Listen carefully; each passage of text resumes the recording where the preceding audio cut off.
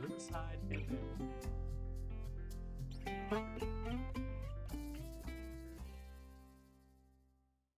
Hey, mystery friends, it's Archer. Welcome back to the Sleepy Mystery Club, the podcast where strange things happen and each story leaves you with a little more to dream about. Tonight's story is about a girl named June, who used to be the center of her family's world until her little sister arrived.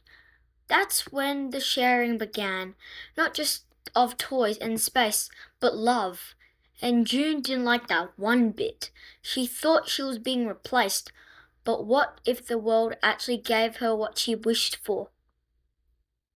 Let's listen in. Tonight's story is called The Girl Who Forgot She Was Loved. June was 10 years old, and until last year, the queen of the household. She had sparkly boots, a reading tent shaped like a star, and parents who clapped for her every cartwheel like she just won the Olympics. She didn't just get birthday cakes, she got ones that looked like unicorns and spilled sprinkles when you cut them. She had it all. Then came Leela. Leela was the squished faced, big eyed, giggly thing that people wouldn't stop calling adorable. And suddenly, June's world went from queen of the house to, can you be more quiet? The baby's sleeping. Shh! Her room got smaller, literally. Half of her books were cut into boxes to make space for baby stuff. Her bedtime stories were cut short. Her mum's arms were always full, and her dad's eyes always looked tired. And worst of all, no one seemed to care for her anymore. It happened one Friday night. Leela had pulled apart a drawing June had worked on for hours, one with glitter, shading, and her dream treehouse. Instead of being upset, she said, "She's just a baby, sweetie." That was it. June stormed into her room, slammed the door, and curled into her bed. Tears hot, breathed fast. She whispered into the dark, "I wish I was only one again. I wish Leela had never been born."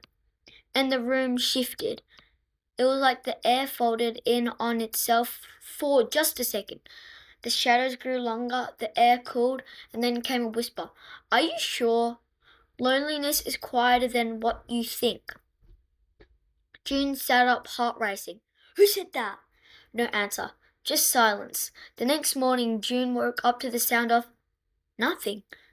No lilac cries, no bottle clinking, no lullaby music playing from the hallway. The house was still. When she came downstairs, her mum was calmly sipping coffee. Her dad was whistling. Her drawing that the one Leela ruined was fully intact on the table. June blinked. "Where's Leela?" Her parents looked puzzled. "Leela who?" Her heart dropped. "The baby? My sister?"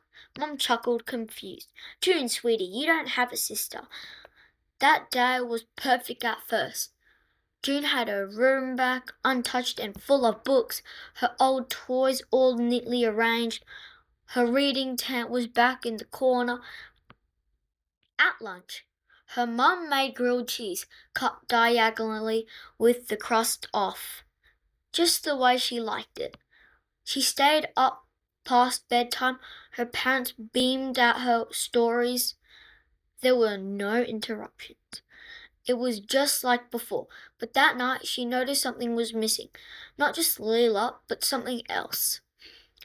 The family photos on the walls, empty spaces where Leela used to be. Gaps in memories. Her parents seemed lighter, but somehow emptier, like they'd forgotten how to laugh with their whole faces. And her own laughter, it echoed, like the house was just a little too big for one girl's joy. That night, June dreamed she was in a room made of mirrors. Everywhere she turned herself, alone, again and again. Hundreds of June. No one beside them. You wanted to be the only one, the voice whispered. She turned down. I didn't mean forever, but now you are, it said, and love, once erased, does not return easily. June fell to her knees. Please, she whispered. I miss her. I miss her laugh. I miss how she steals my socks. I even miss her chewing on my glitter pens. Do you love her now? I never stopped, she said, crying. I just didn't know it yet. She woke up with a start, breathed fast, blanket tangled. She ran to the hallway. Silence. Her parents' door was closed. No baby monitor. No, she said. No, no, no. Then a sound, soft like a giggle. June followed it down the stairs into the kitchen, and there on the floor, drilling onto one of her socks, was Leela! Messy, loud, glorious. June screamed and then laughed.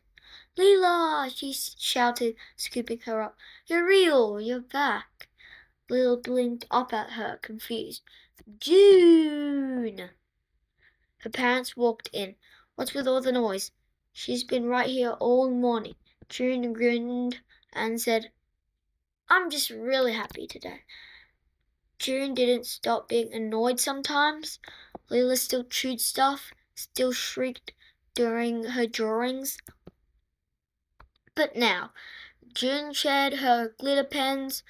She made space in her tent, and every night she kissed her little sister good night and then whispered, I'm glad you're here.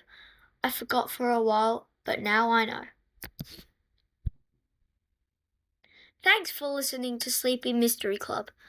June thought love came in limited slices like a pie, but love isn't dessert, it's a fire. The more people you like it for, the brighter the room comes. So if someone new shows up in your world, don't worry. You're not losing your light. You're just gaining a spark. Good night, friends. Sleep well. Stay kind. And remember, some wishes are best left unspoken.